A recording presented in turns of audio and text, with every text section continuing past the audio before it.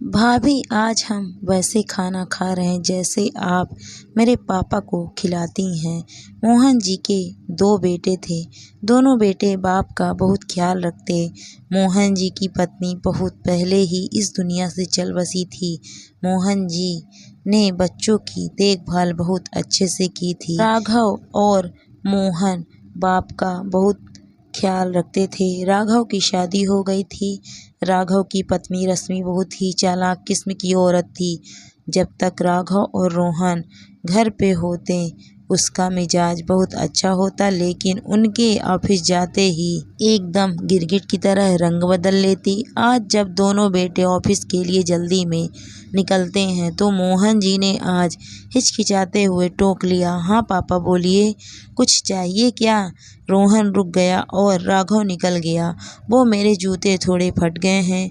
अरे पापा, तो नए ले आओ। रश्मि भाभी, आज पापा के लिए नए जूते ले लीजिएगा। अपनी भाभी रश्मि को आवाज़ लगाते हुए रोहन बोला। जरा देख लेना भाभी, पापा को क्या चाहिए तुम ला देना, अभी हम लोगों को देर हो रही है, कहकर रोहन जल्दी में घर से निकल गया।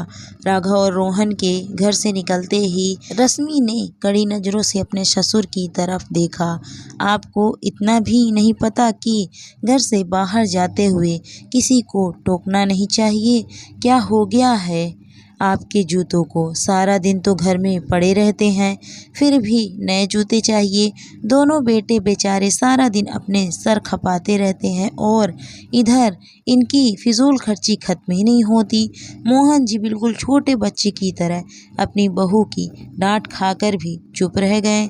इतना बखेड़ा होने के बाद भी मोहन जी के नए जूते तो नहीं आए और न ही दोनों बेटे ने इस ओर ध्यान दिया, क्योंकि राघव अपनी पत्नी पर और रोहन को अपनी भाभी पर अंधविश्वास था कि वो उसके पिता का बहुत ध्यान रखती है। ऐसा हो भी क्यों ना, क्योंकि जब दोनों भाई घर में रहते थे तो रश्मि अपने ससुर के साथ बहुत अच्छा व्यवहार करती थी। देवर और पति को दिखा दिखा कर अपने ससुर के लिए चाय नाश्ता बनाती थी। इसी विश्वास में आकर ही घर की सारी बागडोर राघव ने अपनी पत्नी के हाथ में सौंप रखी थी। उसके खुद के पास तो इतना समय भी नहीं था कि 10 मिनट अपने पिता के पास बैठकर उनसे बात कर ले, क्योंकि दोनों भाई अपने नए बिजनेस को शुरू करने में बहुत बिजी थे। उनके पास सर खुजलाने का भी समय नहीं था और वो दोनों रश्मि के दोहरे चेहरे से अनभिज्ञ ही थे। रात को दोनों भाई के घर आने से पहले ही रश्मि अपने ससुर को खाना देकर उनके कमरे में भेज देती थी। कभी राघव या रोहन पूछते भी कि पापा ने खाना खा लिया, तो रश्मि कहती हाँ हाँ, पापा को खाने में देर हो गई तो फिर अच्छे से नींद नहीं आती, इसीलिए वो जल्दी ही खाना खा लेते हैं, फिर उन्हें दवाइयाँ भी तो देनी होती है ना। दोनों भाई रश्मि के मीठे बोलों के पीछे छिपी मानसा को कभी समझ ही नहीं पाए।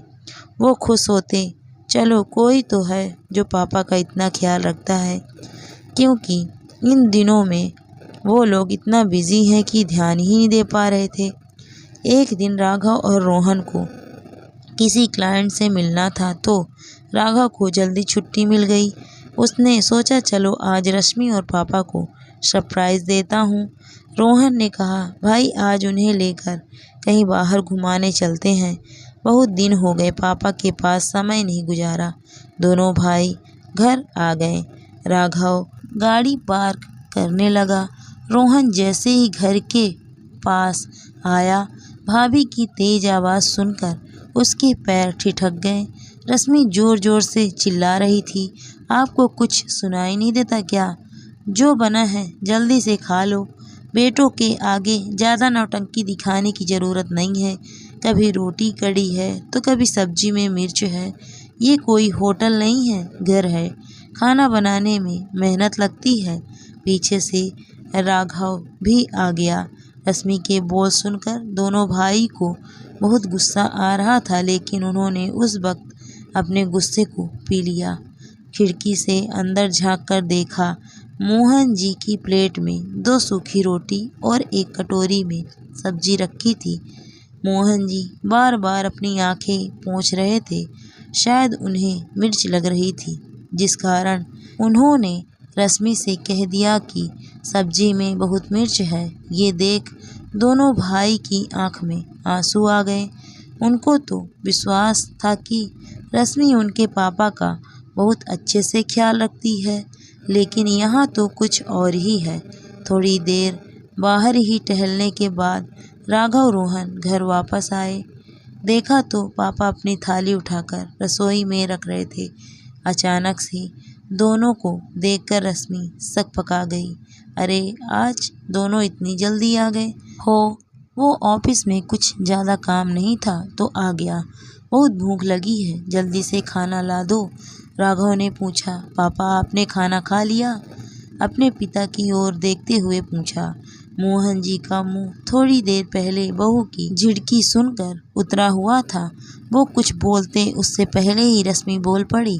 हाँ हाँ देवर जी, पापा जी ने तो अभी खाना खाया है। मैं उनके लिए बस दूध बना रही थी। पापा जी, आप कमरे में जाइए, मैं दूध लेकर आती हूँ और आप दोनों हाथ धोकर बैठिए, मैं खाना लगाती हूँ। फटाफट दोनों की थाली लगाने लगी कहकर रश्मि 2 सब्जियां, सलाद, अचार और गर्म गर्म फुल्के रखकर रश्मि ने राघव और रोहन की थाली लगा दी। राघव ने एक प्लेट में 2 रोटी और थोड़ी सी सब्जी निकाली और खाने लगा।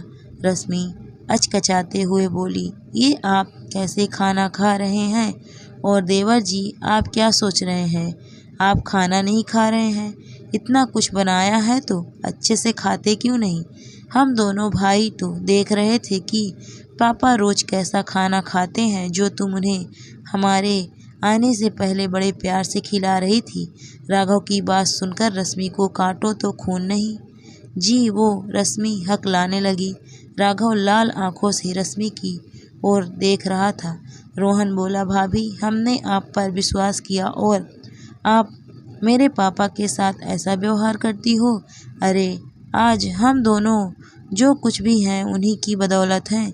राघव बोला, तुम्हारी हिम्मत कैसे हुई मेरे पापा से ऐसे बात करने की?